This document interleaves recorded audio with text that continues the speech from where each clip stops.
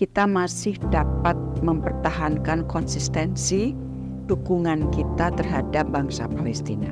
Ini adalah hal yang tidak mudah. Kalau sekarang kita bicara dalam konteks Gaza, maka yang kita desak terus adalah 1, ceasefire, 2, perlindungan terhadap warga sipil, 3, bantuan kemanusiaan jangan dihambat, dan yang keempat, two-state solution harus segera diwujudkan melalui perundingan.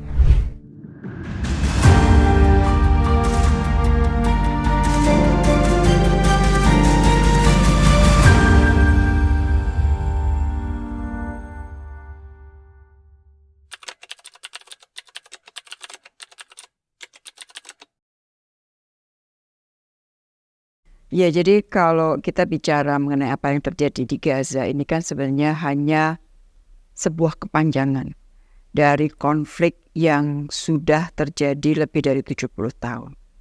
Dan posisi Indonesia dari sejak awal jelas, dan alhamdulillah kita masih dapat mempertahankan konsistensi dukungan kita terhadap bangsa Palestina. Ini adalah hal yang tidak mudah. Untuk menjadi konsisten memberikan dukungan kepada bangsa Palestina ini tidak mudah. Dan Indonesia adalah satu dari beberapa negara yang menunjukkan konsistensinya. Jadi kita dari awal memberikan dukungan politik yang cukup tebal, sangat tebal kepada perjuangan bangsa Palestina. Dan dengan yang terjadi di Gaza saat ini, kita saat ini juga mencoba untuk memperbanyak pemberian bantuan kemanusiaan. Karena kan situasi kemanusiaannya gak pernah terbayangkan akan sejelek itu. Dan saya kira ini yang terjelek dalam sejarah modern manusia. Yang kemudian kita coba beri bantuan selama ini melalui darat. Kita sedang mencoba untuk memberikan bantuan melalui udara. Kita sudah didekati beberapa negara untuk bersama-sama memberikan bantuan melalui laut dan sebagainya. Intinya adalah Indonesia akan mencari cara, jalan yang dapat dilakukan Indonesia untuk memberikan dukungan bagi perjuangan bangsa Palestina.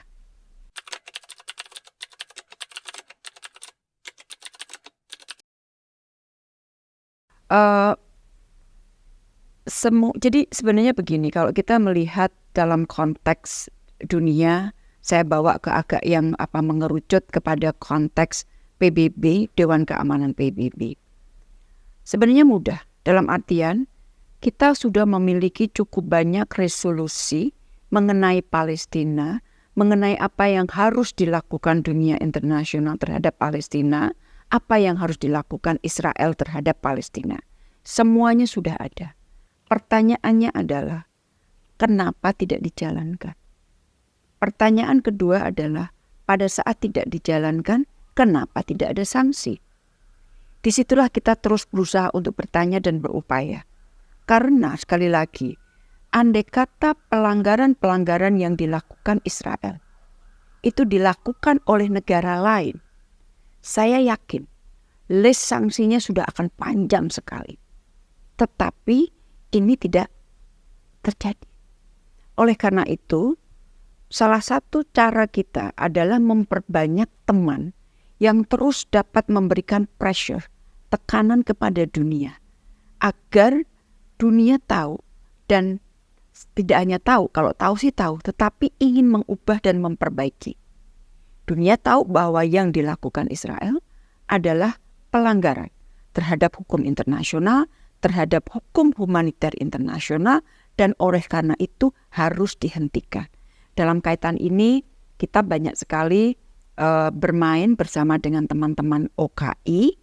Saya kebetulan adalah satu dari 7 Menteri Luar Negeri yang memang diberi mandat khusus oleh para leaders OKI untuk terus berupaya mencari jalan agar perdamaian di Palestina dapat terjadi. Jadi jalannya sangat panjang, sangat terjal. Kita tahu hambatannya akan banyak sekali. Dan kita menghadapi kekuatan-kekuatan besar, tetapi pertanyaannya adalah apakah dengan hambatan yang kita tahu akan banyak sekali, kita akan berhenti? Saya mengatakan tidak, saya tidak akan berhenti.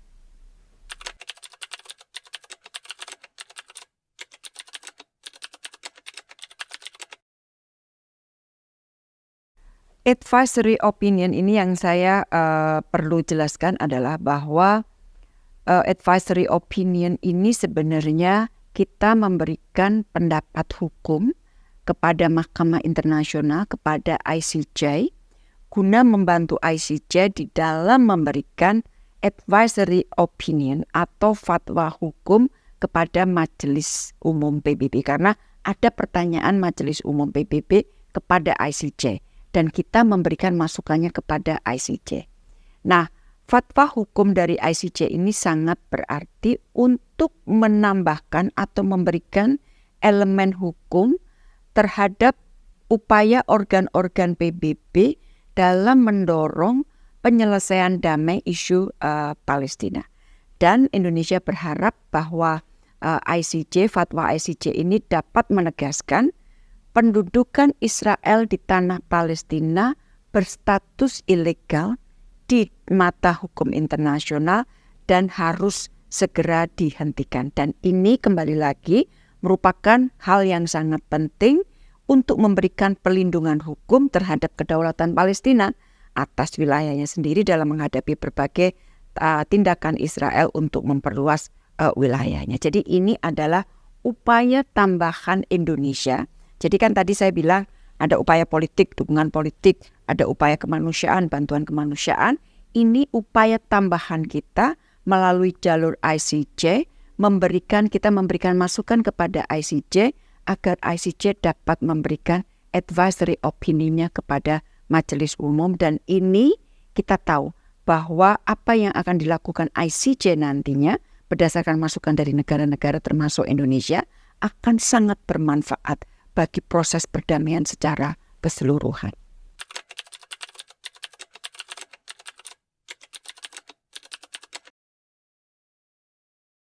Sebenarnya intinya satu, dan sekali lagi itu sudah jelas berada di dalam resolusi Dewan Keamanan PBB, yaitu kemerdekaan Palestina. Two-state solution. Jadi two-state solution ini penting sekali untuk terus disuarakan. Kalau sekarang kita bicara dalam konteks Gaza, maka yang kita desak terus adalah 1, ceasefire, 2, perlindungan terhadap warga sipil, 3, bantuan kemanusiaan jangan dihambat, dan yang keempat, two-state solution harus segera diwujudkan melalui perundingan. Karena kita agak lebih khawatir dengan masa depan two-state solution. Beberapa kali pejabat dari pemerintah Israel saat ini mengatakan bahwa sudah tidak ada two-state solution. Seharusnya dunia mengatakan harus ada two-state solution. Dan bagi Indonesia, two-state solution merupakan keharusan. Karena disitulah di two-state solution ada two itu, satunya adalah kemerdekaan bagi Palestina.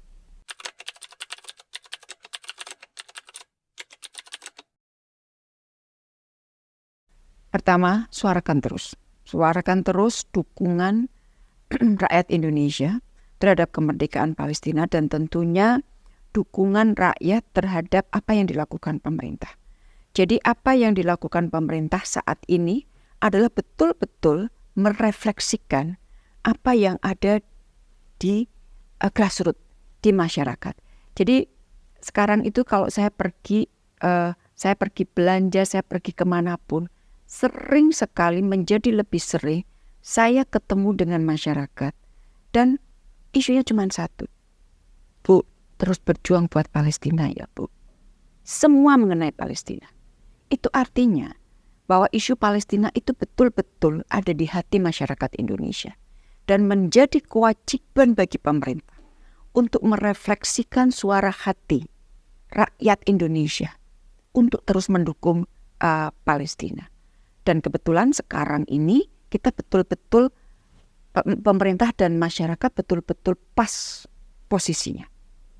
Jadi kita berterima kasih atas dukungan masyarakat dan terus suarakan mengenai pentingnya kemerdekaan bangsa Palestina. Kita terus berjuang dan masyarakat kita sudah berbuat banyak sekali termasuk memberikan bantuan kemanusiaan.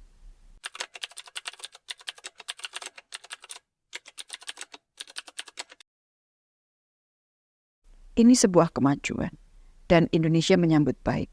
Kemlu sudah menyampaikan posisi di dalam Twitternya tadi pagi, karena dari sejak kemarin saya terus melakukan komunikasi dengan dubes kita di New York. Jadi saya ikuti perjalanannya terus sampai resolusi itu diadopsi dengan 14 yes dan 1 abstain. Dan ini adalah upaya yang kesekian kalinya setelah beberapa resolusi diveto. Ada negara yang memveto resolusi tersebut. Nah, yang dari awal kita terus upayakan, terutama negara-negara dari OKI, saya kan terus berjalan kemana-mana melakukan pendekatan bersama dengan beberapa rekan saya dari OKI, terutama Menteri Luar Negeri Saudi Arabia, Jordan, Mesir, Palestina, Qatar, Turki, dan sebagainya. Kita dari awal sudah menyerukan adanya ceasefire, tetapi sulitnya minta ampun. Sehingga dengan adanya kata-kata ceasefire di dalam resolusi tersebut 2728 tahun 2024 ini merupakan kemajuan. Immediate ceasefire during Ramadan. Dan kemudian leading to ceasefire yang lebih permanen, lebih sustainable di masa yang akan datang. Sehingga kita sambut baik, dan di dalam resolusi itu juga ada pentingnya perlindungan terhadap masyarakat sipil, pentingnya meningkatkan bantuan kemanusiaan. Sekali lagi, karena kita tahu bantuan kemanusiaan pun dihambat oleh Israel. Iring-iringan bantuan diserang oleh Israel. Polisi yang mengawal bantuan diserang oleh Israel. Jadi 3 hal utama, ceasefire, perlindungan terhadap ada pelepasan hostages, perlindungan terhadap warga sipil, dan juga bantuan kemanusiaan. Itu elemen-elemen yang ada di ceasefire, di resolusi, dan kita sambut baik. Tantangan ke depan adalah bagaimana resolusi tersebut dapat diimplementasikan.